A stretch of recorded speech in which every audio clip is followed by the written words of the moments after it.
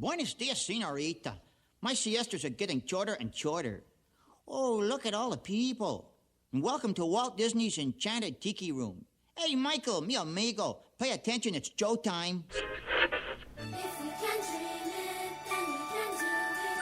Yes, we can, yes, we can. If we can dream it, then we can do it. Yes, we can, yes, we can.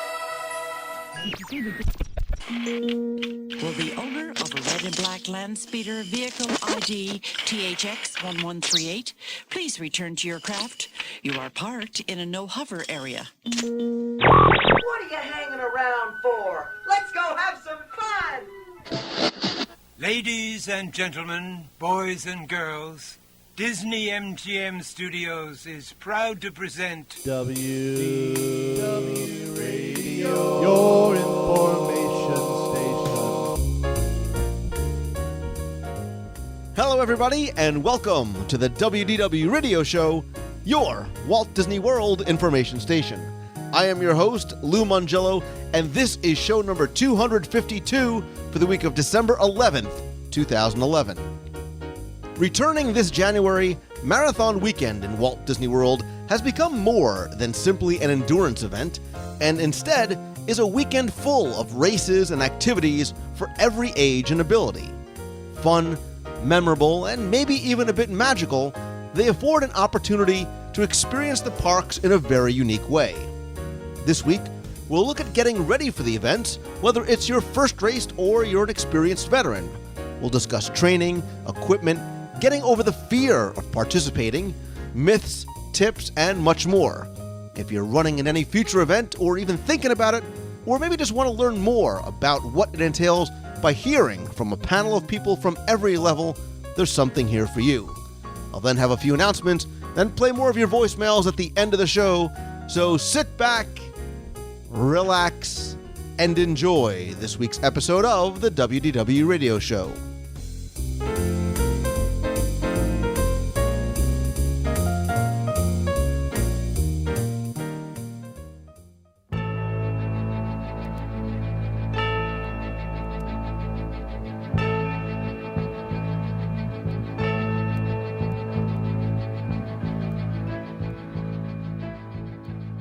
Over the past few years, the Walt Disney World Marathon and endurance events have become increasingly popular and, more importantly, accessible to and for pretty much everyone.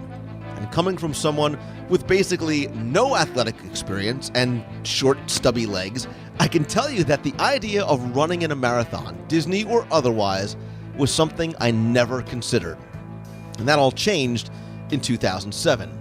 And in 2008, I ran and walked and wogged and or jogged and possibly crawled a little bit in my first Walt Disney World half marathon.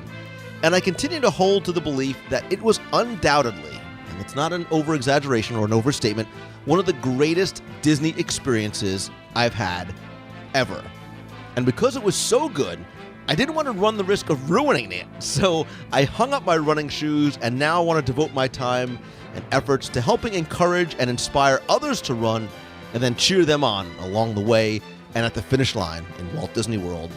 And over the past couple of years, the WDW Radio running team was formed and has grown and made differences in the lives of not only those that take up the challenge to line up for the race, but for the money that's raised for the Make-A-Wish Foundation of America. To date, that's more than $150,000, $160,000, and that continues to grow each and every day.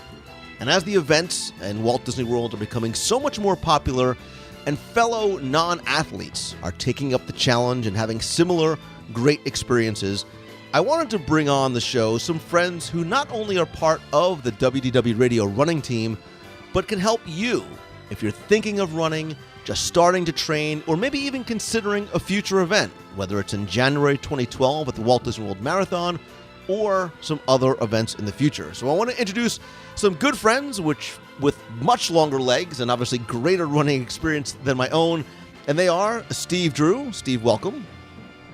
Hi, everybody. It's great to have you back on the show. And a new face, a new voice to the show is Happy Keller.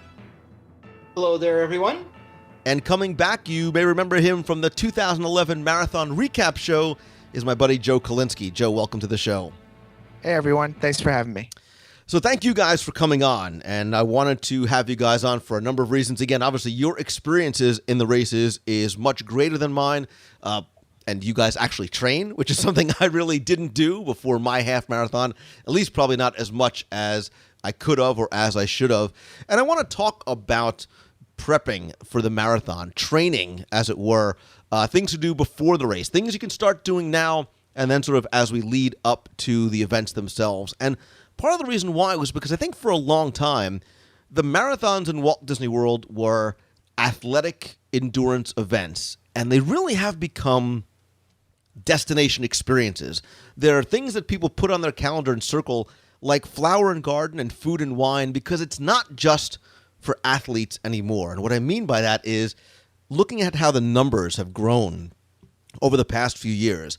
Last year, about 54,000 runners took part in at least one of the weekend's races.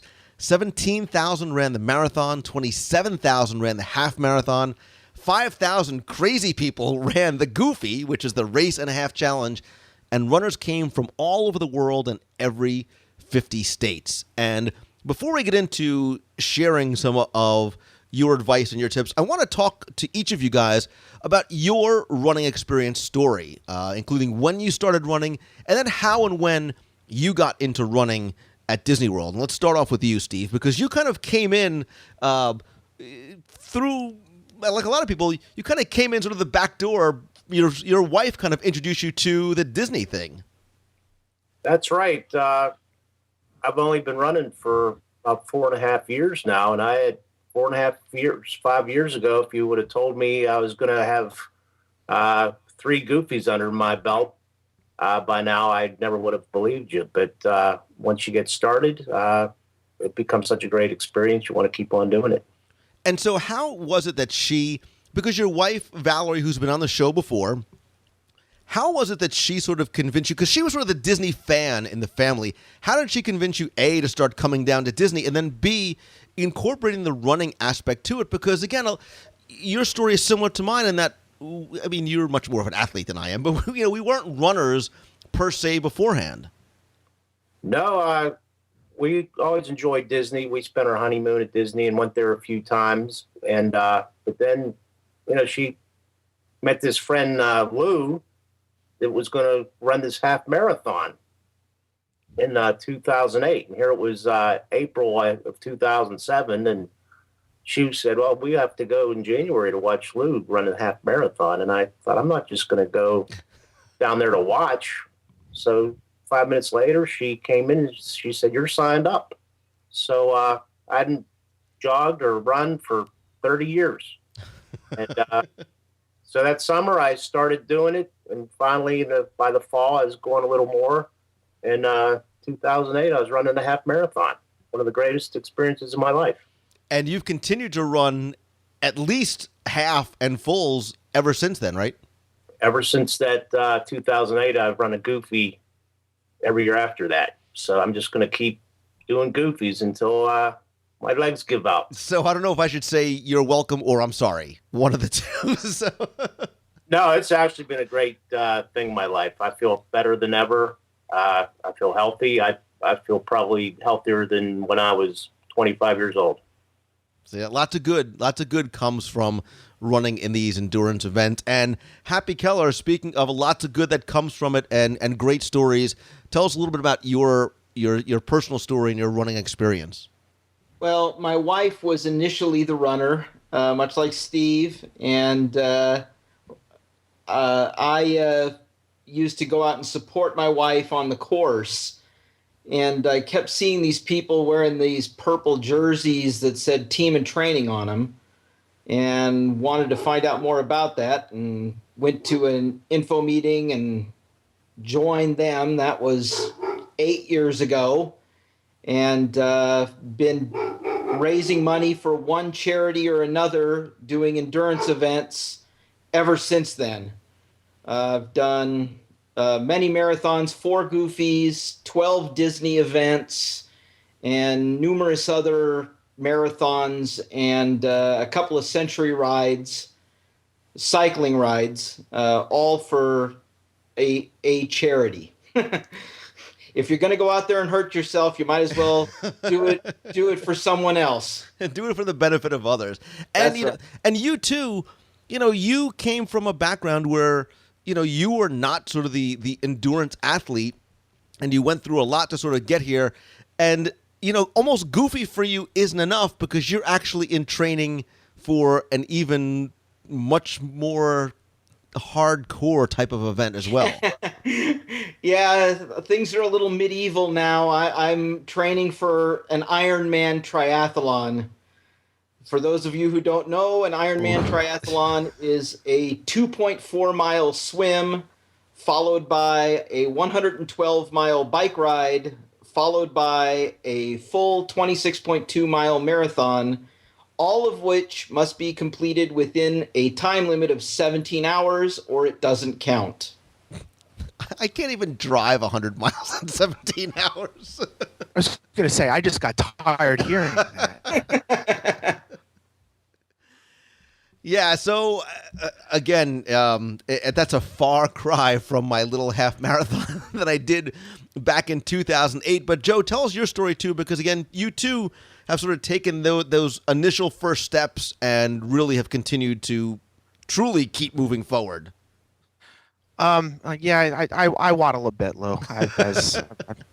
As people waddling. normally I'm going to say. change it to keep waddling forward. Yeah, I just waddle. I mean, and I'm proud to say I waddle. I don't really run very fast, and I'm very proud of that fact because I don't like breaking a sweat or anything. But I got started in 2005. My main motivation was my daughter.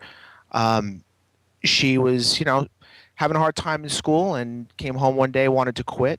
You hate hearing that from your kids, so I made her a promise of saying, if I'll do something hard if you do something hard, and your something hard will be focus a little more in school and try a little bit harder, get better grades. And she asked me what I was going to do. I said, I have no idea. I'll leave it up to you. That was stupid.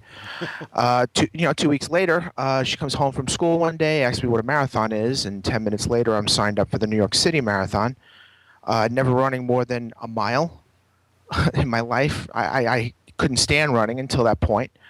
So I trained myself in how to do a marathon. That's a very big mistake. And waddled through my first one. Finished, gave her the medal, put it around her neck, and ever since then she's been doing better and better in school. So for me, that first experience was enough for me to say, I want to do this again and again and again. And my daughter and I both have a tremendous love for all things Disney. We're two little Disney geeks, if you want to call us that. So, of course, once I crossed the finish line, we started asking the question of where else can we do this? Of course, the first question was, does Disney World have a marathon? Of course they do. 2 months later, I signed up for my first marathon down in Walt Disney World, which was an amazing experience, absolutely an amazing experience. I did the goofy, but I feel like the lazy one out of this group. I've only done it once. I'm sorry. I'm actually apologizing to myself for that, and I still do. But it's a wonderful experience, and I've been running ever since. And I run for charity the same way Happy does. Team in Training is a great team, and it sounds like you all have been doing just amazing things. Yeah, and that's one of the benefits that comes from it. It's not sort of the personal benefits to you. Steve talked about feeling better and getting in better shape, but there is a big charitable aspect to these events as well, and I certainly want to touch on that some more. But I want to sort of talk about especially the Disney events because like you guys and like me, a lot of people think, and people who are probably listening say, I could never run, this isn't for me, I'm not an athlete by any stretch of the imagination, and there's a lot of uncertainty that comes to it. And I think there's also a lot of myths and concerns and possibly even just misunderstandings about the marathon themselves. And so Happy, who is the marathon for? Like, who can be or should be thinking about doing these events? And when I say the marathon, I talk about marathon weekend because understand that it includes the marathon, the half marathon. There's also a family 5K. And so there's events sort of for everybody in the family, and especially this year too, with new things like the relay, there's a lot of different ways you can do it. Very true, very true. I need to borrow your lawyer hat, though, Lou, because while we're talking about potentially doing one of these endurance events, we need to say that we are not dispensing medical advice. We are merely fellow exercisers that wish to encourage you to go have some fun and do some good for others at the same time. But I honestly think that in this day and age, with the equipment that's available now, if you're in reasonably good health and get a clearance from your doctor, that you really should try to do an endurance event. It's said that only less than 0.1% of the public will ever even try to complete a marathon. And I want to encourage everyone to go out there and try and make that number larger. Run Disney has done a wonderful thing by hiring former Olympian and marathoner Jeff Galloway to be the official Disney coach. And his run-walk system has gotten many couch potatoes off of the couch and training and across the finish line, collecting that wonderful Disney bling. Yeah, and I think, too, you talked about things like equipment and books and some of these websites, and I think that sometimes is a fear factor for people because they don't know how to get started. They don't maybe have somebody to help coach them or guide them or make those first steps. And I think, and Steve, maybe you can touch on this, the first steps are both maybe the most difficult and the easiest because you don't need any special equipment. You don't need to go out and buy, special running shoes. I mean, you should have good shoes, but you don't need to do anything else other than, at the very least, start walking distances and then maybe start wogging or jogging, whatever it might be. What about those initial first steps when you do get yourself off the couch? Yeah, and that's the most important steps. When I started, I just had my old pair of sneakers and a pair of gym trunks and a T-shirt, and you just started from there. But the thing is, just start slow. It can be frustrating. I thought I would just run right up the street, and I went about 100 feet, and I ran out of breath, and so the next time I just went at a very slow pace and just lengthened it. And it's amazing how resilient your body is. Over a short period of time, you can see a big improvement. And that's what makes it so gratifying once you run for a few months. I remember when I decided to start running and training a little bit for the 2008 half marathon, I literally walked down to the end of my driveway. I put my earbuds in, and the first big decision I had to make was, well, do I go left or do I go right? And then, I didn't know what to do. I said, do I start walking? Do I start running? And yeah, it can be somewhat frustrating, almost to the point of you start running and then you realize that you've gone like only down to the next mailbox and you already feel that you're winded. But you do need to sort of continue to be persistent. Joe, what about for you? Sort of, again, not being a runner and sort of being challenged by your daughter to start taking it up. What were those first steps like, and what sort of advice do you have for others? Well, I guess the first thing is you got to look at it as make very, very small promises to yourself in the beginning. Don't say I'm going to go out and run a 5K my first day. I didn't even know what 5K was, to be quite honest with you, when I first started. I had no idea how long that was. Nor did I really care because I wasn't really a runner, right? So now I can use these like little fancy running terms left and right because I've sort of gotten into it. But in the beginning, you have to set very manageable, small goals for yourself and then build on them. And the number one key, I think, aside from obviously, as Happy said at the outset, getting your doctor's blessing, is really being patient. And you begin by running to the end of your block. And then, pick a tree, run to that. Then run to that next street light. And, call it a day if you want. If you're really tired, call it a day. Try it again tomorrow, but try to go just a little bit further. And every day you can get a little bit stronger. But you have to be patient. That's the first thing that you really have to keep in mind. And manage your goals in the beginning. Don't expect yourself to be ready to run a marathon in 2 weeks. And some people actually, it sounds crazy, but some people actually think that, I could do that. Well, you can. You just got to prepare yourself for it and be very patient because it's a long process. The best part about it is um, it's the journey, not the destination. It's the journey that you take over the months that you train for the marathon that really make the difference. And you can really enjoy it if you do it right. I Yeah, agree with you. I'm sorry. Go ahead. and celebrate those small victories along the way during your training. It's very, very important. There's no reason to wait until event day to celebrate what you're doing. You go out and you go out and you do your first mile run. You celebrate, not with a kitchen sink, mind you, but you celebrate your accomplishment and look forward to the next one. Yeah, when you said celebrate, I'm like, ooh, Dunkin' Donuts. But that's probably not the solution that you had in mind. And I think, too, when we talk about those first steps, I think for me, the motivating factor, and actually I think the hardest part of running in one of the Disney marathon events is committing yourself to do it. And I think you need to do that to have the motivation to run. Because if you say, I'm going to train, and then when I'm ready, I'll be ready to run a race, that day is never going to come because you don't have something pushing you.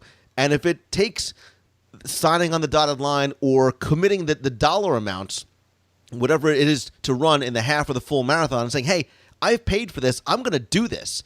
I think that's one of the hard part is making that commitment, but it does have, at least for me, very much of a motivating factor. I says, I am going to do this. I am not going to, look, I'm not going to come in first, clearly, but I am not going to get swept. I am not, and I am going to finish this race.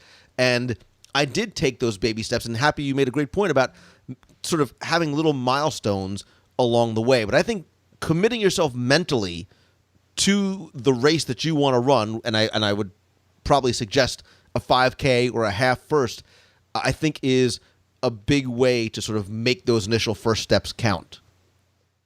Yeah, that is so true. That's the great thing about the Disney events. You can sign up almost a year ahead of time. So I would recommend that to anybody. Don't wait till some day that you might get in shape. Come January or whenever they open it up for the following marathon weekend, sign up for it, make that commitment, and have that goal in place. Yeah, and I agree with that for a number of reasons. Number one, because they actually do fill up fast. And as of the date that we're recording this, the marathon and all these events will sell out is about 95% full. The relay is about 90% full. The half marathon is even more so than 96. For some odd reason, 96% of the people who could run on the Goofy have signed up. Even the family run is 93% full. And I think, too, what happens, and Happy or Joe, you can maybe talk about this, too, is there has been a community that has formed, even sort of this almost subsection of the Disney community itself, for those people who say, I've signed up, I've committed to run in this marathon, this half marathon. This support system immediately forms, not even like the WDW running team, but on Twitter and on Facebook. And when you post it and you put yourself out there saying, I've committed to it, have you guys seen other people sort of rallying around one another and helping to support one another right off the bat, even when the marathon's a year out? Actually, I have. It's been amazing. Social media is just incredible. Facebook, Twitter, obviously the running teams that we're talking about, the WDW radio running team, very, very supportive. It was a wonderful experience last year, and I'm sure we'll get into that. But in general, you can see a lot of support out there. But really, as the athlete, I'm putting little quotation marks up there for me because who am I kidding? I'm sort of a quasi-athlete at best. But the fact of the matter is that people come out and want to see other people succeed. It's kind of inherent. That's the way I look at it. And if you put yourself out there and say, I am going to commit myself to this goal, and it's not an easy goal. Let's face it, a 5K for somebody who hasn't run before, 3.1 miles, that's a challenge. People around them, friends, family, get right behind it. It's fantastic. So it doesn't have to start out as a marathon. Start out as a 5K. But any kind of goal that you put yourself out there with, people want to support it. People want to see you succeed, and they'll voice that too, and it's wonderful support. Absolutely, couldn't agree more. Could not agree more. It's just it. People out there are looking for other people to get behind, and in this era of social media, I find that I post all of my training just as little blurbs on Facebook, and people are following me, and I'm getting emails from friends that I haven't heard from in years, just going, "My gosh, you're really doing a lot right now." And then the other shoe drops. But yeah, I mean, it's just really inspiring personally, because I too, Joe, I have glacial speed. So I mean, I don't. I'm not in danger of winning any of these events, but it is the journey and not the destination. And people will rally around you while you do this. It is magical, and running a Disney event are some of the most magical events that I've ever done, and I've even done Boston. So this is it's a great place to run an event if you've never run one before. Yeah, and certainly I never would have run an event had it not been in Disney, because of what I had heard before I ran, and because it's not like running, the Marine course, because it's in Disney World. You are in and out of and backstage at the parks, and you hear about what that experience is like. And that, for me, was a big motivating factor, because it was something in Disney I had never done before. But what I think happens, too, even for people who may be solo, who may not have that support system, when you get there, whether you formally join a team or are going out there on your own, when you get there, you find that there are other people that are just like you. They're nervous, maybe scared. They've never run before. They don't know what to expect. They don't know what's going on. And you instantly find friends, and you find people who are in that same kind of thing. And if you want to run alone, you can run alone. If you want to run with others, that happens as well, too. Now, Steve, again, you've been part of sort of this WDW radio team that sort of began to form over the past couple of years, but do you find that that's the case, too, that support system extends going up to marathon weekend itself? Yes, definitely. Everybody wants to see everybody do well. And, now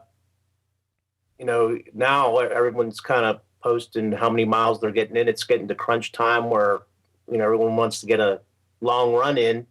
And, it's nice to have people kind of spurring you on. And so once people make that commitment, they say, okay, I am going to run, and I'm going to start taking those baby steps as I do.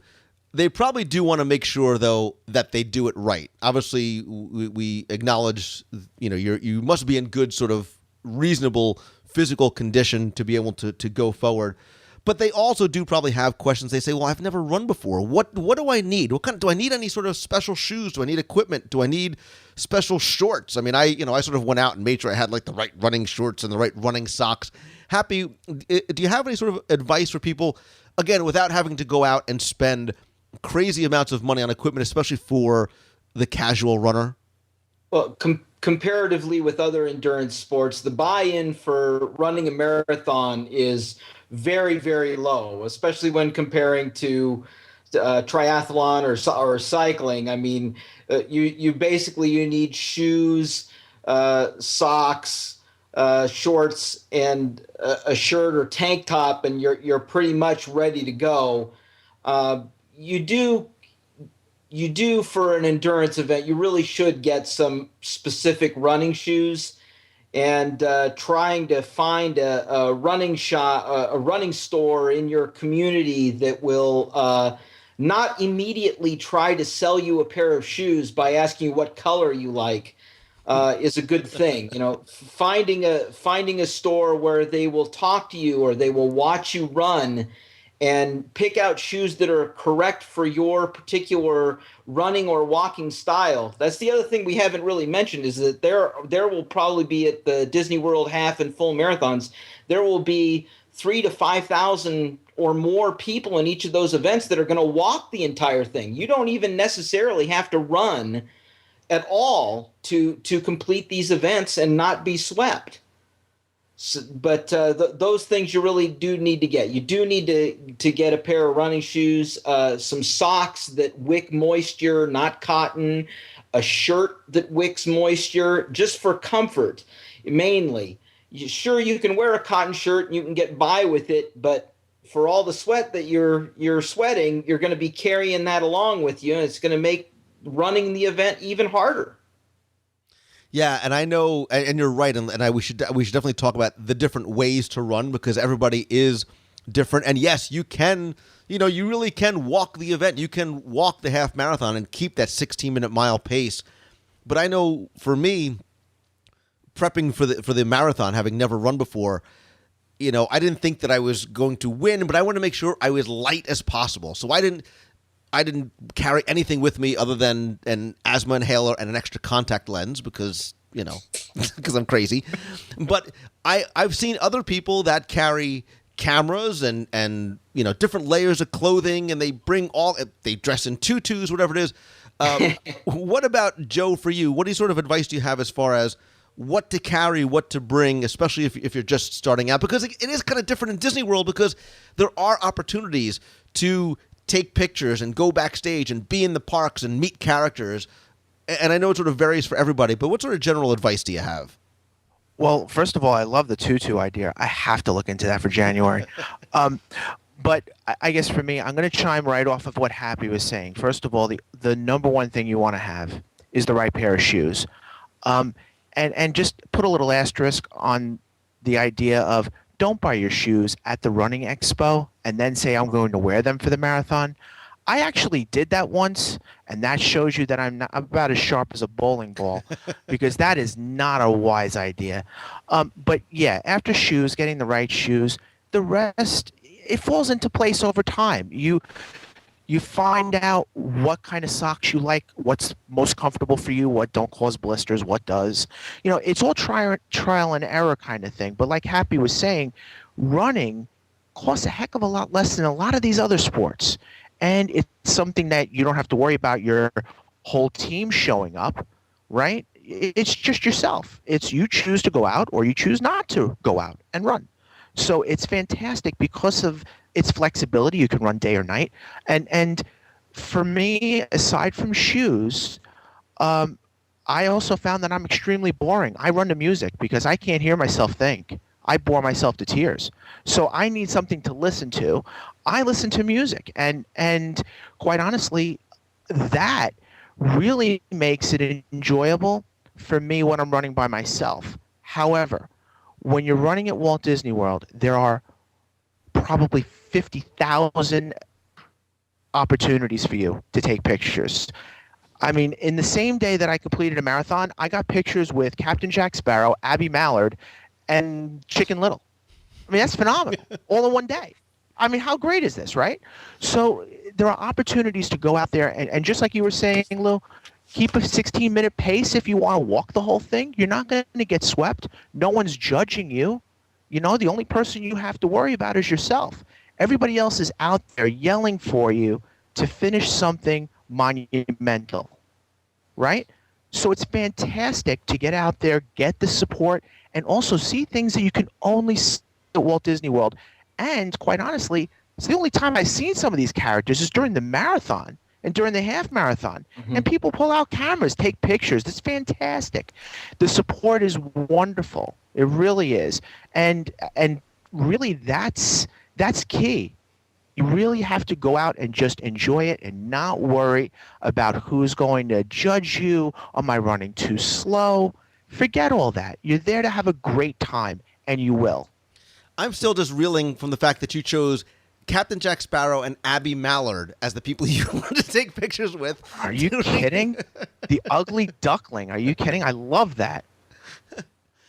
And you guys made a great point about sneakers and shoes and sort of that being the most important part of the running equipment, because you should not buy your running sneakers the day before the event. Those are ones. Yeah.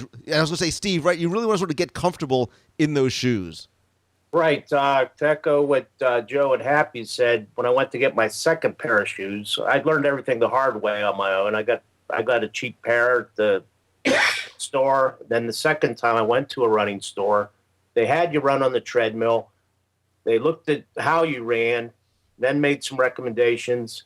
And at that point, I started adding more gear. And, you learn things over time. And another thing, you should have a sports watch. I went out and bought some expensive watch.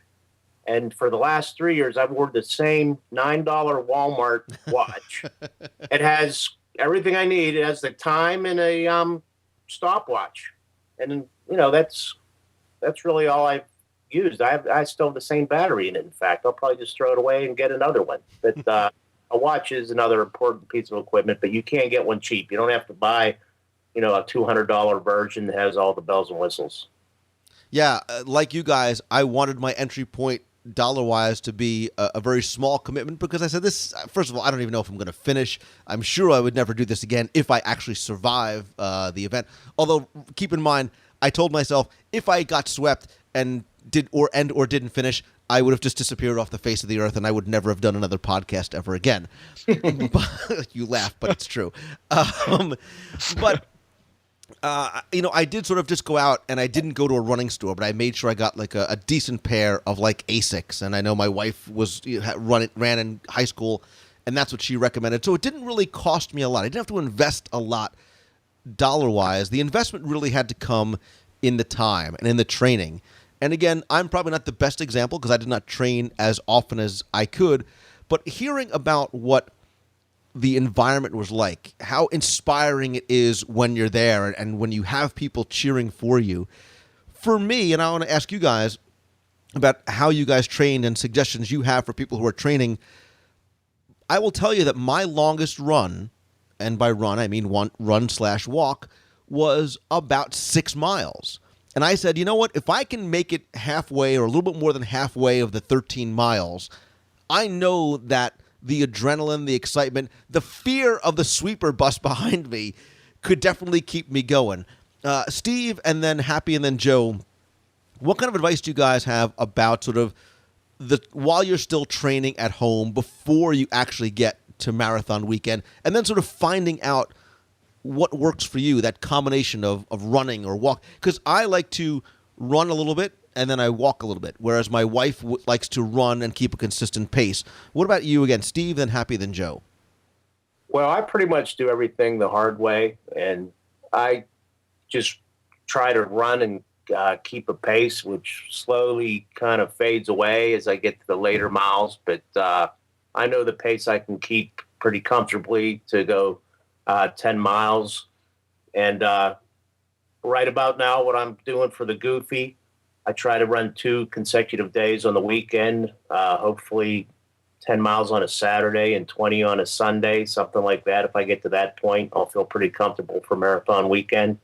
But most of the time, I just run by myself and just try to keep a good pace. And if I breathe hard and I get into real heavy breathing, I know I'm going too fast. That's what the doctor told me. He said that's rather than having to worry about your heart rate, if you feel your breathing is real heavy, just slow down. And that makes a big difference for me. And for those of you listening, you are not the only ones shaking your head when you hear, oh, yeah, I run 10 miles one day, 20 miles another day, because I think I ran 20 miles total for my training. So I don't think you need to run 20 miles to be able to do it. But again, that's where you've been able to sort of build yourself up to.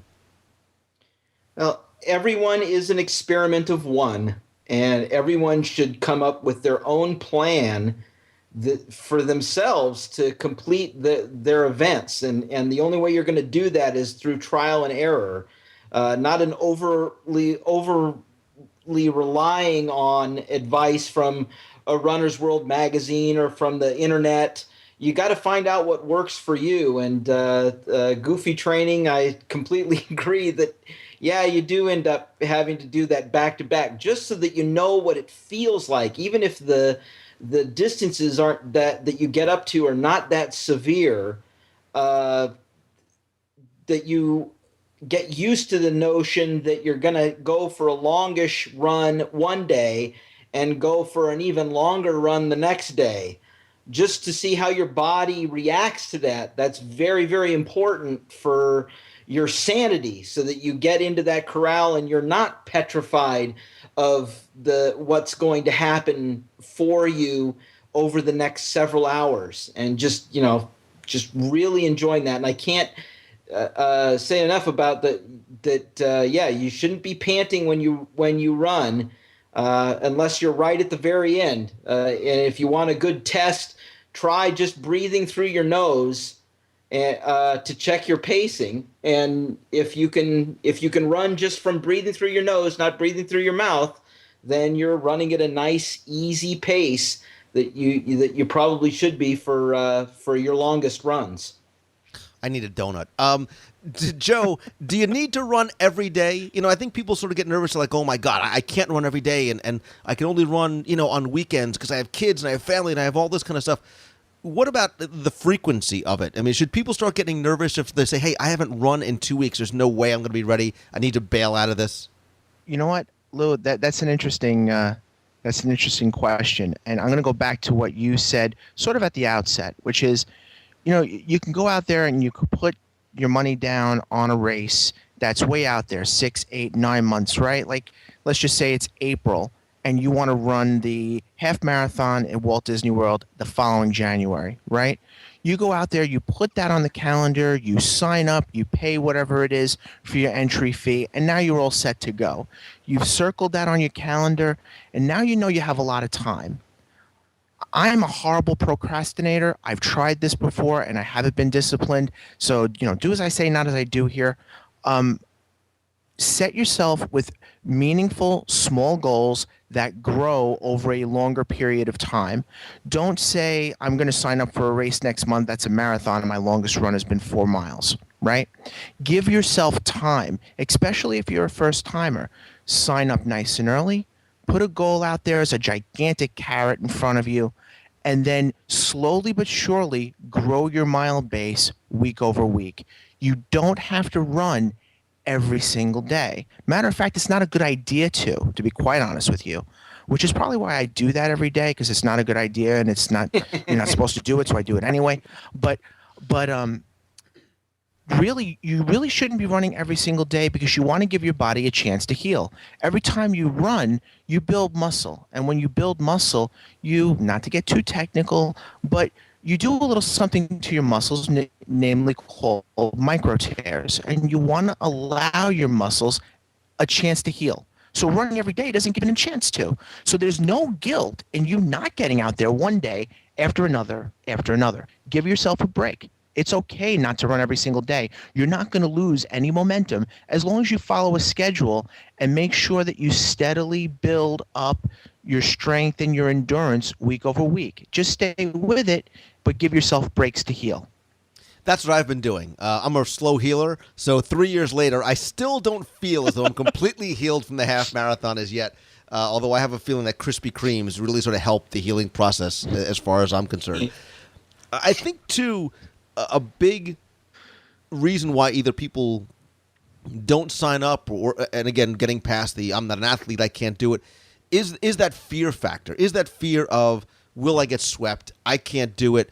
How do you sort of overcome that when you get to race day? When you get to that first race and you line up, in the corral and there's 30,000 other people, and as you're still waiting to leave the corral, the first guy, the first Kenyan guy is already on his way back from the Magic Kingdom. Joe, and then Steve, and then Happy. Sure.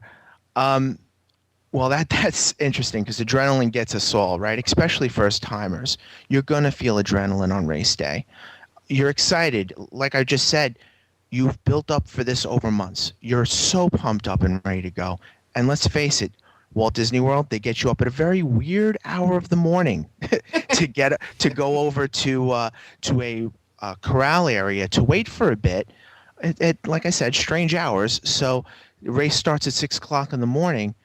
And you're going to be going for a bit, right? And you're all excited, even at 5 o'clock in the morning. You've got to learn to control yourself. Not easy to do, right? But one thing that I found is very important is in the beginning of any race, especially when you're just starting out, make sure you're going so slow in the beginning that you start saying to yourself, my goodness, I got to pick this up. It's like I'm hardly doing any kind of effort here. I could go a lot faster. If you can say that to yourself and not be winded, then you know what? You're going just right in the beginning. So keep yourself nice and slow in the beginning, pace yourself so that you have energy at the end and you feel fantastic. And other than that, when it gets to a certain point, especially I'm just going to talk about a marathon, when it gets to a certain point in a race, they call it the wall. And I think Steve and Happy, I'm sure you've all hit it because I know I hit it over and over again. But when you hit the wall, literally, you run out of fuel, efficient fuel to burn in your body. And literally, your body begins burning fat instead of the ever nasty carbohydrate. And that's very inefficient. And you feel incredibly weak and it's like you run into a wall. And that's where the physical part of you sort of fades away and the mental part of the race begins. So it's not just physically preparing yourself over the months heading up to the race and then controlling yourself in the beginning. It's also at the end staying focused, remember why you're there, and really use that time at the end where you really feel tired to think about those really important people or things or goals that you have in your head to mentally get you through those last few miles. It's really a mental game at the end as long as you prepare correctly before the race and control yourself in the beginning. Yeah, and I actually recommend not thinking about it too much because it's very easy to talk yourself out. You're like, wait a minute, I'm going to Disney World to go to sleep early, get up at 2 o'clock in the morning, run in the cold for 13 miles. All of a sudden, it's like, wait a minute, can't I just go to the park and go ride rides? So, Steve, what about sort of the getting down to Walt Disney World, the pre-marathon, the pre-race day sort of regimen, the advice you have when you get to Walt Disney World? I would think the first thing is don't go commando style to the Magic Kingdom the day before. Well, that's another thing that's up to the individual. If you really want a personal record and do your utmost very best, you might want to rest and eat the right things. But for most of us, we're there on a family vacation also. So you don't want to be the stick in the mud that doesn't want to go on any of the attractions with your family. So I pretty much do what my family does, but I try to get to bed about 9 o'clock. And I don't know if everyone else has a problem, but it's hard sleeping when you know you have to get out of bed at 2:30. And it's a tough night trying to get to sleep. But you really should don't eat too much, don't overeat, and try to get some sleep. See, for me, it was the fear of God and, of course, failure and personal embarrassment that dictated my... So, like, for 2 days before, and especially the day before, I was ready to, like, get into a scooter. I'm like, I don't want to walk too much. I don't want to use up all of my energy before tomorrow. And I ate very simple foods the night before. No creams, no cheeses, no sauces, no... I'm not, that's not the night to have like the 5-alarm chili, I felt, because I wanted to make sure that my body and I were going to be on the same page as the next day. So I had very simple foods, and I've been carb loading since 1997 for it. And I sort of overthought, and I almost like psyched myself out because I didn't want to I didn't want to walk too much. I didn't want to run too much. I didn't want to use those shoes. And you're right, trying to get to bed knowing that your adrenaline's going, that you have to get up at 2 o'clock in the morning is really tough. Happy, do you sort of have any either advice or things that you personally have done or do or recommend, especially for the first-time runners, kind of that day or the day and a half before the race? Well, first, you should carbo load. That doesn't mean eating every carbohydrate in sight, but you do want to have your muscles as full of glycogen, the efficient burning fuel, as possible. And the other thing is that when that gun goes off and you're sitting back in the corral, you just want to let the Kenyans go. Just let them go. You know, the idea is to finish your event, to celebrate your accomplishment for the full 13.1 or 26.2 miles. And personal records will come or go. But I've always found that laying my stuff out, all my equipment out next to the bed is very important. Just like there's a little man sleeping next to the bed that has not the lumpy body that I have, but putting the shirt and the shorts and the socks are in the shoes and my fuel belt, which carries my sports drink and my fuel.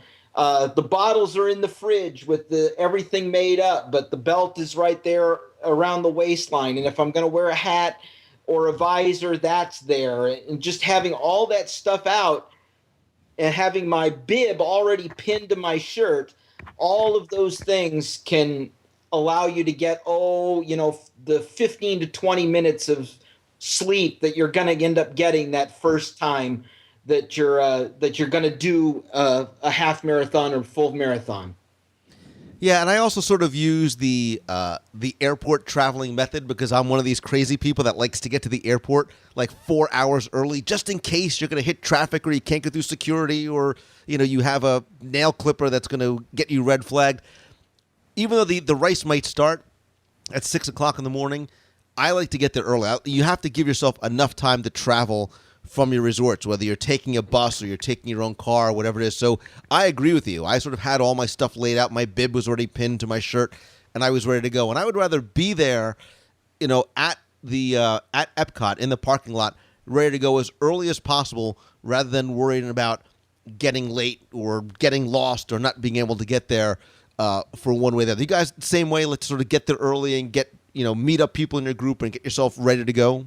Yeah, and if you have the means, Disney World also offers the race retreat, which can give you things that all marathoners love to have.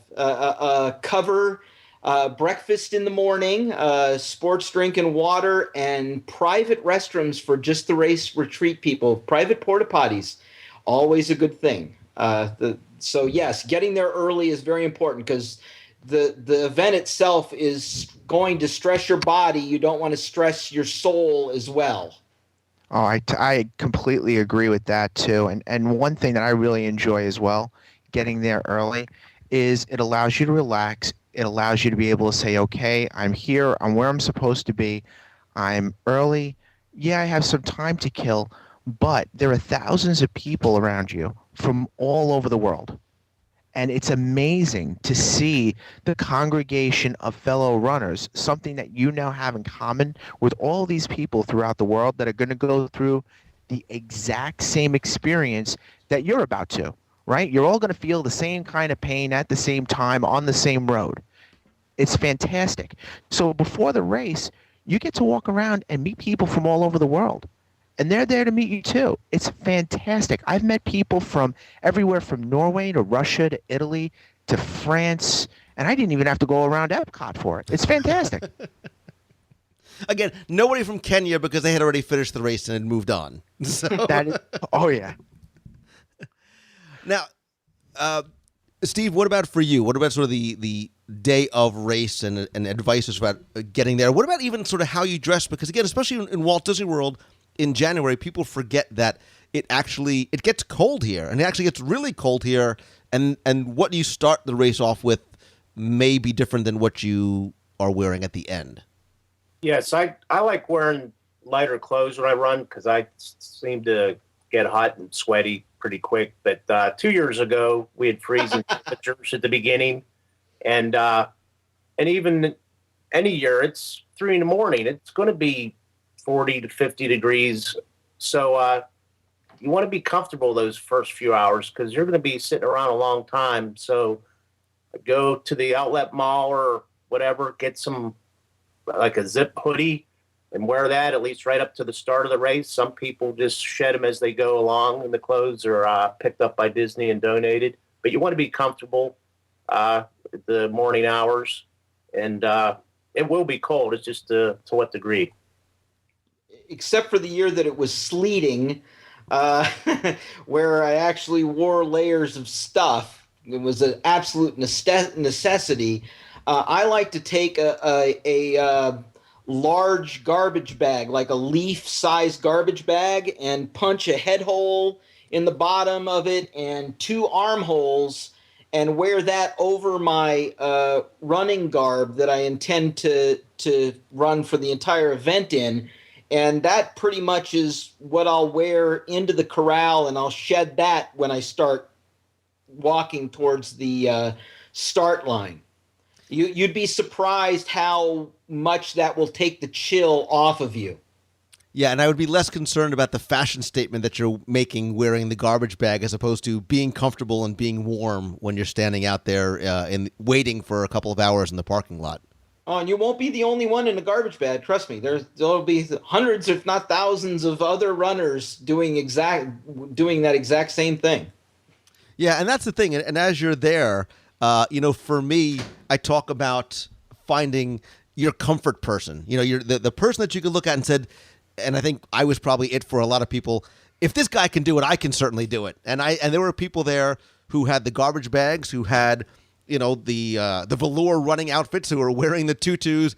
And then I also found, the guy who was wearing clogs dressed like a princess. I'm like, oh, yeah, that's my comfort person. If this guy can do it, I can certainly do. And it's all about, and because you can see, it is about having fun. We have no sort of misconceptions about actually winning the race. It's just about having fun, because I keep saying the guy who finishes second gets the exact same medal as the guy who finishes 18,327th.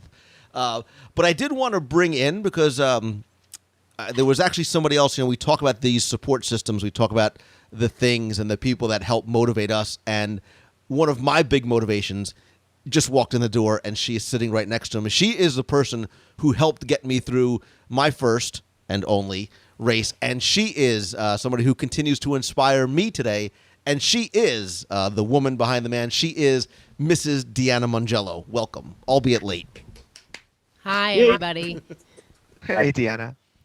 So we've been talking about some of our early training advice and tips, sort of, especially when you're getting close to that first marathon and never having done one before, as well as advice as you start to approach. And now, we're recording this. It's December. The marathon is about a month and a half away.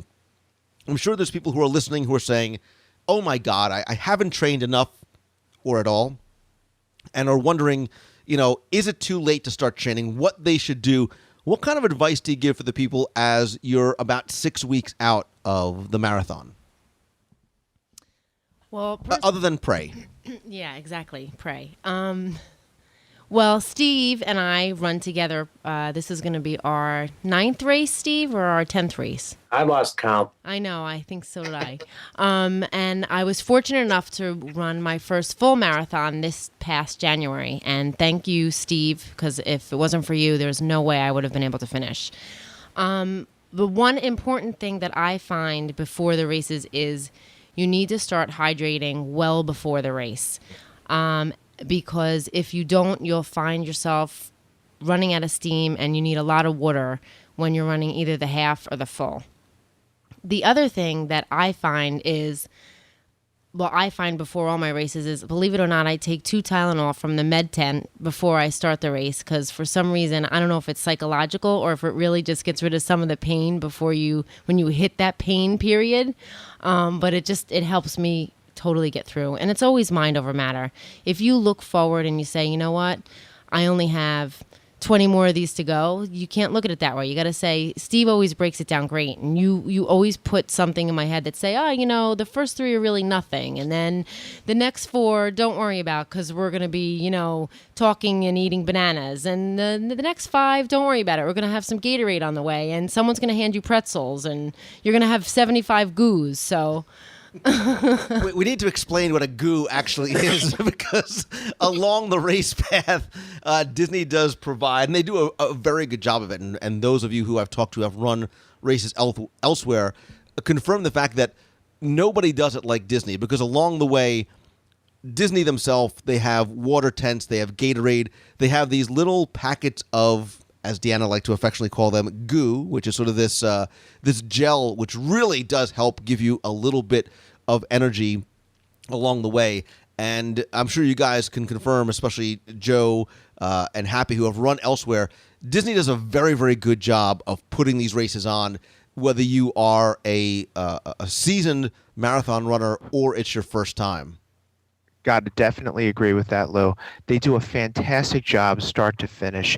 The way they set up the course and the support on the course is really top notch. It allows you, the runner, to begin the race with the thought in mind of all I have to do is worry about getting from the start to the finish.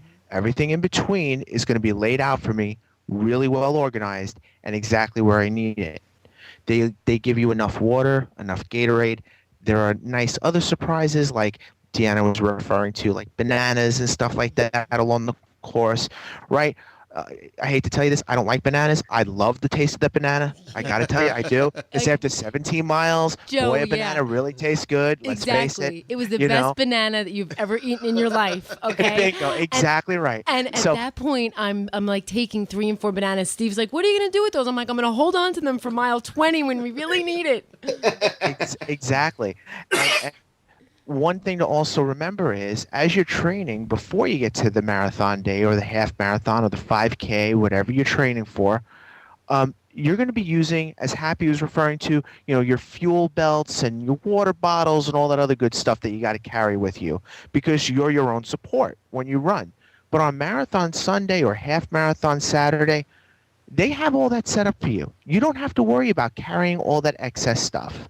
They have it for you. You don't have to worry. And that's one less thing for you to be concerned about at 4 o'clock in the morning.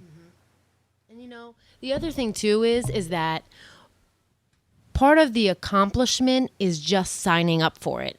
So if you've signed up for it and you know you have to do it and you may not have been able to train quite so much. I mean, the last 3 weeks have been crazy for me. I had a kidney stone and then my wonderful husband got me sick. So my training pattern hasn't been quite so awesome. Thank you. Don't blame me for your poor time. Okay. So, just the point that you signed up and, if you sign up and you go over the start line, you will make it to the finish. You got to have mind over matter, and you got to have Steve Drew by your side saying, "You can't go to the bathroom. You need to go. You cannot stop at the water things. You need to drink your water and keep going." So everyone listening needs to run with Steve. That's the ticket. That's exactly it. You stay with me and Steve and Joe, and we'll get you through. But and let me throw out one little statistic just to show you how a little bit of a nerd I am. If you start a marathon, and I just know the statistics for a full marathon, 99.2 or 99.1% of the people in the world that start a marathon finish. That's a amazing. pretty amazing. That's a pretty amazing statistic, and it was provided by Runner's World. I shook my head when I heard that because I wanted to quit every single time. There's always that portion where you want to quit, but don't worry, you can get past that. And maybe when you're starting, maybe you feel that during a 5K. Maybe you feel that during a half marathon. There'll always be that point where you feel you can't get over the hump, but you can as long as you keep your mind to it. And I think that the numbers really show that. Not many people finish a distance race, but when you start one, you normally finish it. And I do say, and I agree that the hardest part of the marathon is lining up at the starting line. The fact that you signed up and you got yourself there, that is a greater accomplishment than any piece of a medal, a piece of jewelry that they're going to give you at the end for finishing. The fact that you signed up and did it is what you need to be most proud of. And I think, Joe, especially in Disney, the reason why that statistic is so high, and at least for me, and yes, I ran with Deanna during the run, but what I found sort of really helped carry me and was one of the most important parts, and that's what gave me that additional 7 miles that I never ran when I was training, were the people on the sidelines. And I don't necessarily mean your wife, your kids, your brother, your mother, whoever it is.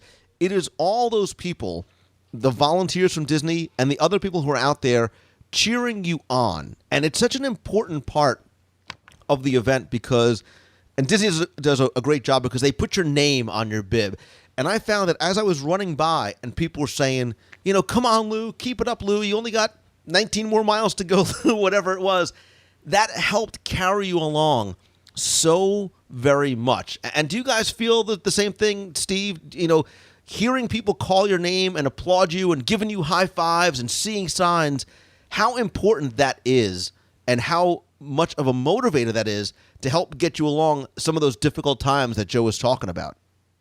Yeah, there's times on the course you just feel all alone, and you hear your name, and you know it's a stranger, but you look and you exchange smiles and you wave to them and thank them, and it's just like having a friend on the side, even though you've never met him before.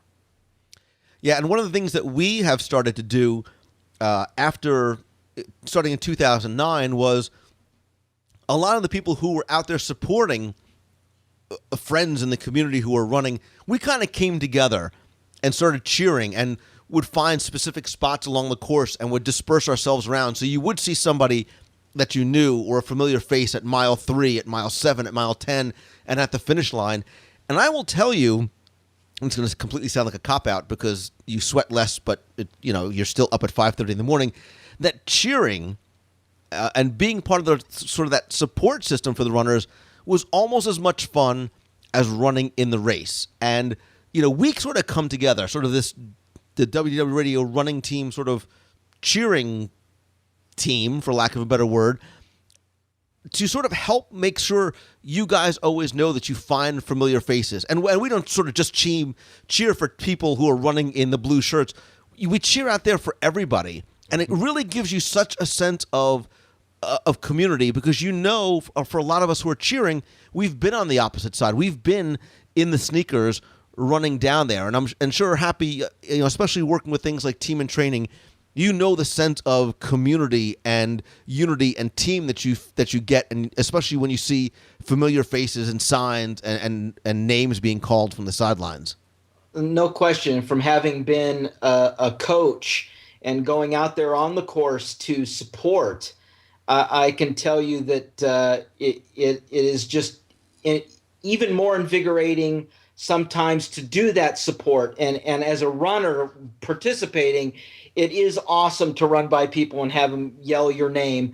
And during the event, as a coach, it's almost like Christmas morning because you're waiting for that next person that you're going to run next to find out how you can help them. It's like, oh, who am I going to see next? What are they going to want from me? How am I going to be able to help them? I always love to get myself near mile 23 and run with people and tell them that they've only got 3 miles to decide what their finish line picture is going to look like. I love it. Because at that point in the race, they've got marathon brain and they're not working, their mind's not working at 100%. So that really does take that long to decide, okay, I'm going to raise my arms and smile. Yes. So we just don't want the one where they're looking at their watch, turning it off. That's the one finish line picture we don't like. And it's great because it no longer becomes a question of if I'm going to finish, how am I going to finish? Oh my God, there's no way I'm going to finish. Where's the sweeper bus? It is, you've already convinced them you are going to finish. And the fact that while you're trying to run your own race, you and so many others are there helping other people who are running. And you can tell, especially those who may be struggling or have never run before.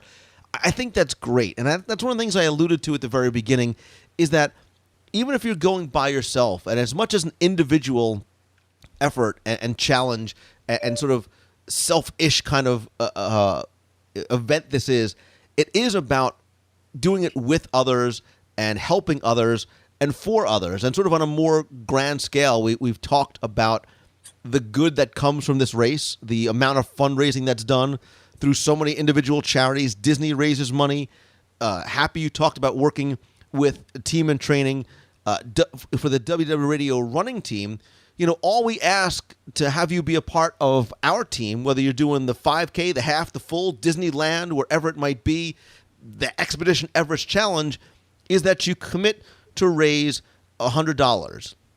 What yourself, you take donations, whatever it might be, for our Dream Team project, which raises money for the Make-A-Wish Foundation of America. We want a very low entry point because we want a lot of people on the team. We want you all to feel as though you are part of something else. And happy maybe because you've worked, especially with fundraising a lot too, and maybe Joe, you too, a lot of people ask questions about, well, that's great, and I want to do fundraising, but how do I go about doing it? And I know it could be a very individual thing, but they say, well, yeah, I can certainly throw in $100, but I want to sort of involve other people, and other people want to get involved. Do you have any advice for those people, whether you're joining the dream team, the running team in training, or just your own personal sort of fundraising, tips for raising money? Go ahead, Joe. You first. Okay. Well, for me, I've run obviously for the WDW radio running team last year, and it is like you're saying, Lou. It's a reasonable amount. A lot of other charities do ask for more when you're running for a marathon, so this is a very reasonable amount that you ask for a donation for the team, and the support that you get is amazing. It really is. When I run every year the New York City Marathon, I run for Team for Kids, and they ask us to raise a little bit of money for that. And I'll be quite honest with you, I'm not very good at it. I have a very hard time getting out there and publicizing and asking other people for money until I joined Team for Kids.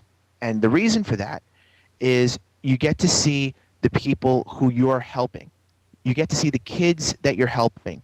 And then you get motivated to say, well, I could do a little bit more for them, right? So that all of a sudden gets you the motivation to send out the emails to people to say, here's what my goal is. Here's why I'm doing it. I'm doing it for myself because it's a personal goal, but I'm also doing it to help kids or to help the elderly or to help whatever charity you're looking for, right? And you could use email, any kind of social media. You'd be amazed at the responses. You really are. You really would be, because of the fact that people out there genuinely want to do the right thing. They want to help. And when they see somebody out there putting themselves out saying, here's what I'm doing to try to help, they respond. And I've always gotten such amazing responses, especially from friends and family, because if you don't include them, you'd be shocked at some of the responses. I can't believe you didn't tell me you were running a marathon for charity. I would have donated. Don't feel so bad putting yourself out there. You're setting a goal for yourself.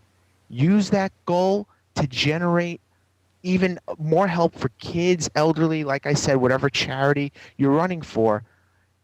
You could use that goal in any kind of means, from the social media to emails, and people do respond. And they don't take it the wrong way. They always take it the right way. It's really, really great. Yeah. The very first event that you do, you'll probably find that it's easier than others, since I do events back to back to back. It's really, really difficult to ask the same people to please donate again. Sure, you donated to me 4 months ago, but what have you done for me lately? That really doesn't come off very well. So I have to be careful of who I mine. But when you're doing your first event, you decide which people you really think are going to donate for sure. And you write a letter, a one-page letter, telling about your goal and what you've experienced so far. And you put that in the mailbox with a self-addressed stamped envelope. And I have found that when I do that, I get about 95% of those back with the donation.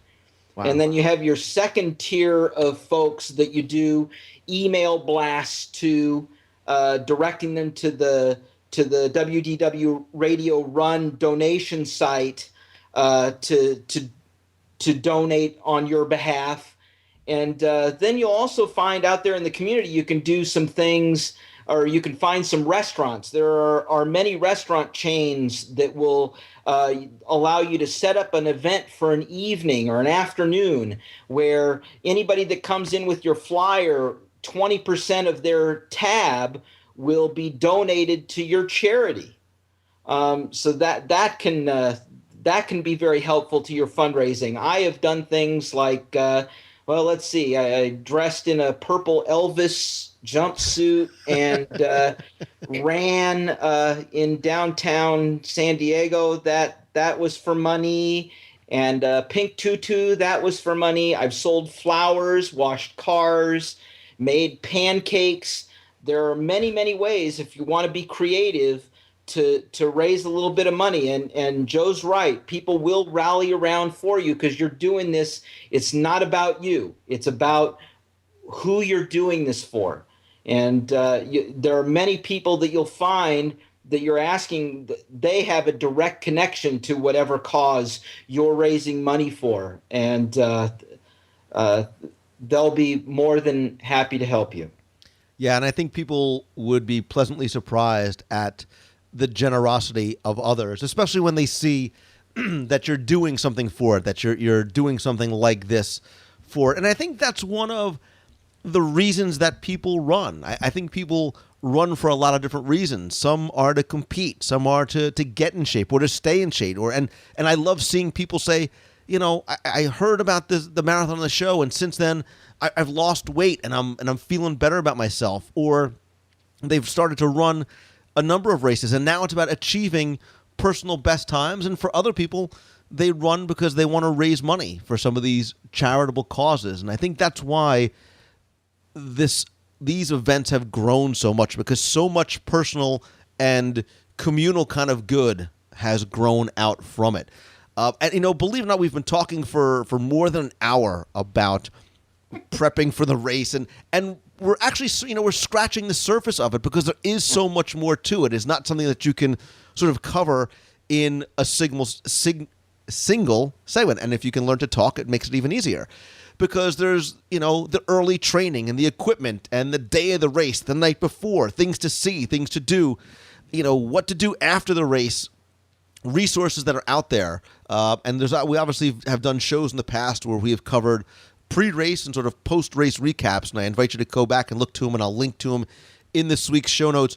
But I'd love for you guys to offer sort of your most sage piece of advice, your bit of wisdom, your best advice for somebody, especially for those who may be listening who still feel that sense of fear, of trepidation, of I'm not a runner, I can't do it, or this is not for me.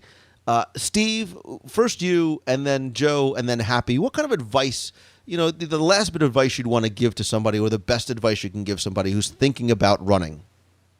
Well, first off, some people they think of a race and they think of it as a competition. And I have a neighbor that jogs up and down the street, and I've mentioned to enter a race, and they say, well, I don't run competitively. And it's not like that. You're only in it competing with yourself. And when you go to Disney, there's not just one or two people in your shoes, there's thousands of them. So you're in good company. So you don't have to feel uncomfortable or nervous about being in the race whatsoever. And the other advice, once you get to the race on your first half marathon, run your own race. It was on the announcements on the stage. We're all in the crowd, and they gave advice. They said, if it's your first race, the best advice I can give is don't try to win the race in your first mile. And, of course, I didn't listen to it, and I zigged and zagged and was all over the place trying to get around the crowds, and I was out of gas by mile 10. But just do what you've been training and enjoy it. It's really something to enjoy. Joe, what about for you? Well, you know what? I'm going to almost piggyback off of what Steve's saying. And what the best part about running a Disney race is it's non-judgmental. It really is. You go out there and you may be doing your first ever half marathon, your first ever 5K, your first ever full, wherever the case may be. You're surrounded by people, some of which are going to be faster, some of which are going to be slower, some of which are going to run at the same pace as you. No one is looking at anyone else and saying, oh, I can beat him, I can beat her, I'm definitely in better shape than him or her. There is absolutely no judgment. So when you get there, you just feel comfortable that no one's looking at you any differently or anything like that. The only person that you have to focus on is yourself. And the best part about it is along the course, other people will be there supporting you who you have never met before and you'll probably never see again. But during the race for that mile or half mile, they may say hello. They may do just exactly what you need. So the one piece of information that I would give to any first timer running any kind of distance event is stay focused. Just like Steve was saying, run your own race. And to give a very quick story, one of my first races, I lined up literally in this huge pack of people with somebody who looked like he was Lance Armstrong. He had every piece of perfect material. This guy looked like he was an ad for Nike. And he took off like a bat out of hell for the first 3 miles. And I was just slogging along, waddling a little bit, walking a little bit, running a little bit, and so on. And about mile 7, there he was, walking exhausted, stretching out, and I passed him. This isn't a race to beat people. It's just a race for yourself. Remember who you're running for. That's the key. Don't be intimidated by people around you.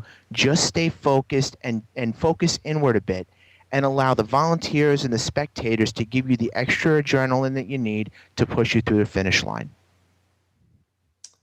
I'm going to piggyback on all of that. I'm going to also repeat something that I said earlier, and that is let the Kenyans go.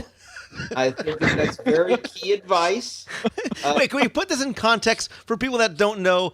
Traditionally, I think for like the past many years, someone from Kenya has traditionally won or finished like in the top 2 of many of these endurance races. Yes, and I actually paint that in puffy paint on the back of my running shirts, and you'd be surprised how many people will pass me and they'll giggle and they'll say, "I love your shirt, love your shirt." The second part is to run your race and pace, not somebody else's. Don't get sucked up in what's going on around you. You train for it. You have a plan. Just stick to your plan, and it'll all work out. And the third thing is that race day is celebration day, and you need to celebrate every single step and remember every single step that it took to get there. And on top of that, I mean, we have an email address that folks can write to if they have questions, right, Lou? Absolutely. Because I was going to say, you guys have been so generous with your time and your advice too. And a couple of things that we have as far as resources for people is if you're thinking about joining the WDW Radio running team, we ask you to come to wdwradio.com/running. We also have a Facebook page that links to from there, and I'll also link to in this week's show notes. And I know what happened. A lot of times people can post questions there. You guys have been posting some great responses and advice for people. And Happy, you actually you threw out an offer to people who are listening who may need a little bit of extra help, a little bit of extra coaching and advice. Yes, yeah, I am here for you. Anybody any dream teamer that needs a little bit of help with some scheduling or equipment questions or week of event nutrition issues, whatever it might be, I've got an email address that's totally dedicated to this. It's wdwradiorun@gmail.com. And I promise, absolutely promise, each and every one of you that I will get you a response within 48 hours. That's awesome. And I am very grateful to you putting that out there, and I will certainly put a link to that email address in this week's show notes as well, too.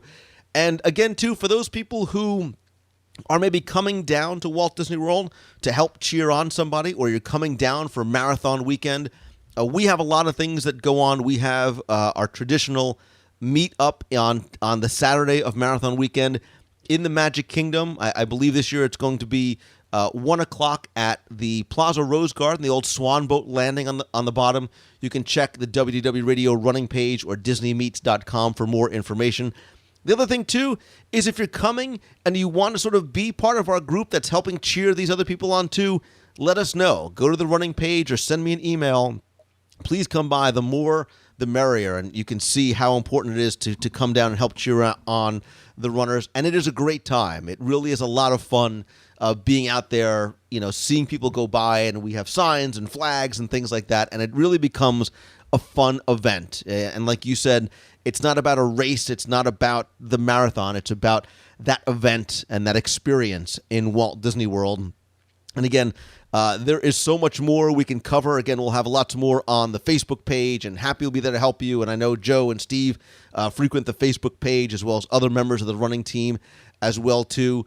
Guys, I want to thank you again for your time. You guys inspire me to make sure I do not run, but to go to Waffle House the night before and do my carb loading up. But I love hearing your personal stories and your personal journeys, and I know that they will help to serve, to inspire, and hopefully help motivate other people as well. I look forward to seeing you guys again in January. It's always going to be a lot of fun. So Steve Drew, Happy Keller, and Joe Kolinsky, thank you. I am proud and honored and grateful to have you guys as part of the running team and for all your time tonight as well. Thank you. It was great being here. Thank you, Lou, very much. And if I may, I just want to let you know about one thing that I'm going to try over the next year. In order to raise a little bit of money and a little bit of awareness for the Dream Team project, I'm going to try something a little, if you want to call it, goofy. And that is, I'm going to be running a marathon a month for the Dream Team project in order to generate a little bit of money. Because I really believe in the project, and I believe in the Make-A-Wish Foundation, and hopefully my efforts throughout the year will generate a little bit and help a couple of more kids get down to Walt Disney World and realize a dream that they want and make themselves just a little bit more comfortable that are suffering from life-threatening illnesses. And I guess this is just one of the ways I can try to contribute. It's something I haven't tried before. It's going to be definitely challenging, and I'll tell you, to hear some little motivation from the team would be wonderful. And I'm really going to try my best to generate as much money as I can throughout the year. It's going to start running marathon weekend down in Orlando. I can't wait. And I'm going to finish it hopefully with a goofy in 2013, but we'll see. So I just wanted to put that out there, and hopefully, we'll see how well we can do with regard to generating a little more money. That is for a fantastic charity.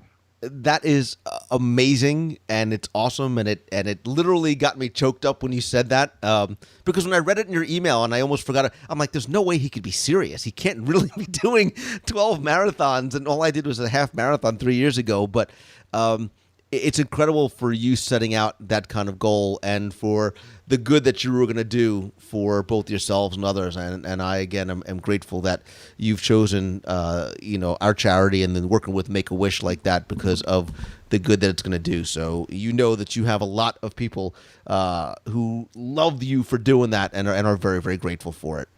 Thanks, Lou. We're not worthy. We're not worthy. So I'm going to be watching every training blog that you post, Joe, every race blog. I'm just going to follow you. I'm going to live vicariously through it. I wish you all the luck in the world. And if there's anything I can do to help, including running the 11th marathon with you, then we'll work something out. Oh, believe me, I'm going to need some backing, that's for sure. I'm going to need some support, some motivational support. I'm sure of that. But I'm really looking forward to the challenge. It's something I sort of put out there for myself, and to be quite honest with you, I think it's something I can attain, and hopefully it'll motivate some people to give a 5K a shot. Yes. Run a mile, run a half, give something a shot. You could do it. You just have to focus, and you have to stay focused. Me, I am not a person that stays focused for very long. So a year of focusing for me, that's going to be interesting to see. But I promise I'll write about it on a blog and everything, the whole nine.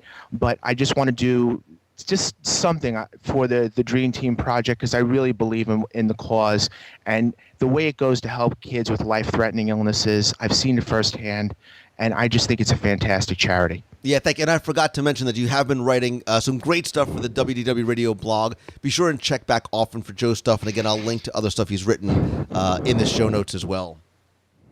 Thanks, Lou. Out with the song? Are you a man? I've got everything that I need right in front of me. Come on, Steve Drew, chime in. I'm not a man, I'm a Muppet. I'm definitely a Muppet. I think I'm actually more of a Muppet than a Muppet. Our wedding chapel's open 24 hours. On my way, I can go the distance. I don't care how far. Somehow I'll be strong. I know every mile will be worth my while. I would go most anywhere to find where I belong.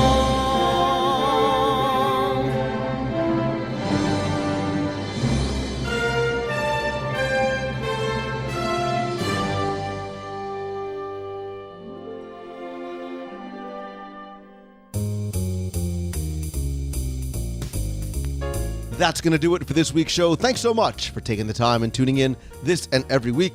Thanks also to everybody on the panel this week. And if you are coming to Walt Disney World Marathon Weekend, whether you're coming for a vacation, to run, walk, cheer, or just find out more about the Walt Disney World Marathon events, hopefully have a chance to meet you that weekend, please come by the meet of the month. It's going to be that Saturday, January 8th at Walt Disney World in the Magic Kingdom over by the Plaza Rose Garden. Stay tuned to DisneyMeets.com for more information about exactly when and where we'll be meeting. Also, I want you to share some of your marathon experiences, whether you are a first-timer thinking about it or are a seasoned veteran. Please come by the show notes for show number 252 at WDWRadio.com, or come by and comment over on the WDW Radio Facebook page. I'll link to that in this week's show notes as well. Don't forget, too, I also want you to be an integral part and an interactive part of the show. So please email me if you have any questions at lou@WDWRadio.com, or call the voicemail and be heard on the air, 407-900-9391. That's 407-900-WDW1. In addition to the podcast, be sure and tune in every Wednesday night, 7:30 p.m. Eastern, for the live video broadcast and chat over at WDWRadioLive.com. Each week, we'll discuss the recent Walt Disney World news and happenings around the theme parks, and you can be a part of the show by watching and chatting, asking and answering questions inside the chat room as well. If you can't make it live, that's okay. I'll post the videos over on our YouTube channel at youtube.com/WDW Radio, or on the WDW Radio blog as well. You can also catch the audio only in the WDW Radio iTunes feed. So go over to iTunes, search for WDW Radio, and you can subscribe for free right there. If you can't make it down to Walt Disney World for Marathon Weekend, there are plenty of other ways and opportunities to be part of the community and join the WDW Radio family. You can meet other Disney fans on our discussion forums over at WDWRadio.com, or in person at the Meet of the Month. I want to thank everybody who came by Sleepy Hollow Refreshments this past weekend in the Magic Kingdom. Again, our next meet is going to be in January over Marathon Weekend. Anyone and everyone is welcome to attend. No RSVP is required, but for more information, you can visit DisneyMeets.com. There, you'll also find more information about our upcoming WDW Radio group cruise on the Disney Dream in November 2012. You can visit that page or WDWRadioCruise.com. Please come by, follow me on Twitter. I am at Lou Mongello. Facebook is facebook.com/WDW Radio. You can also circle me on Google. I am LouMongello.com/G+, G+. Will take right to my Google profile page. And don't forget, too, with the holidays quickly approaching, you can still order your deluxe limited edition holiday book from Celebrations Magazine. It is a hardbound, limited edition book with more than 120 pages of Disney Christmas magic, hundreds of color photos, behind-the-scenes stories from me and Jim Korkis and other contributors about the holidays, past and present, at Walt Disney World. Again, the book is selling fast, and when it is sold out, we will not be reprinting anymore. And if you want to get it in time for the holidays, you need to place your order over at celebrationspress.com by Wednesday, December 14th. Again, in order to ensure holiday delivery, although we will be shipping past the holidays, of course, as well. The book is $24.95 plus shipping. Again, celebrationspress.com. Big thanks to my partners and sponsors, Mousefan Travel. They are my recommended travel provider because it's who I've been using for years, and Becky and her team of agents give you the best possible prices, all available discounts, most importantly, an incredible level of personal service that is their hallmark. If you've never used a travel planner before to book your Walt Disney World, Disneyland, Disney Cruise Line, or Adventures by Disney vacation, or you've used one before but have yet to experience the Mousefan difference, give them a try again over at mousefantravel.com. When you're coming to Walt Disney World, Maybe you want to bring the extended family, grandma, grandpa, maybe some friends and their kids as well.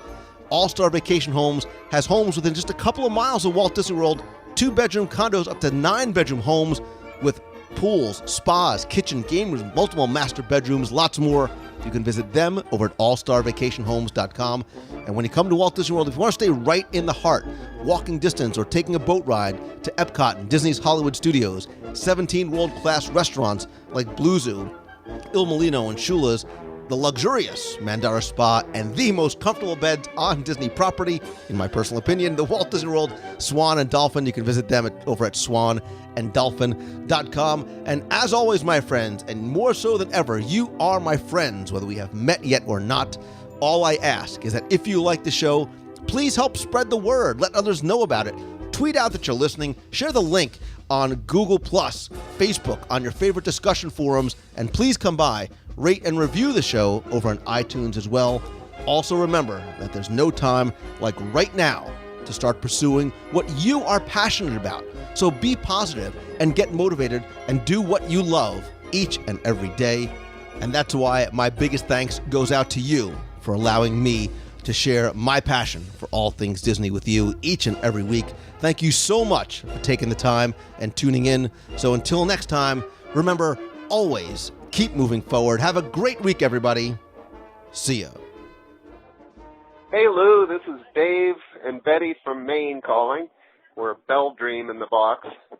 Just wanted to let you know we're at Disney World right now, and we just got engaged at Cinderella's royal table, and it was a wonderful ceremony that we had, and the whole place got to watch me get down on one knee.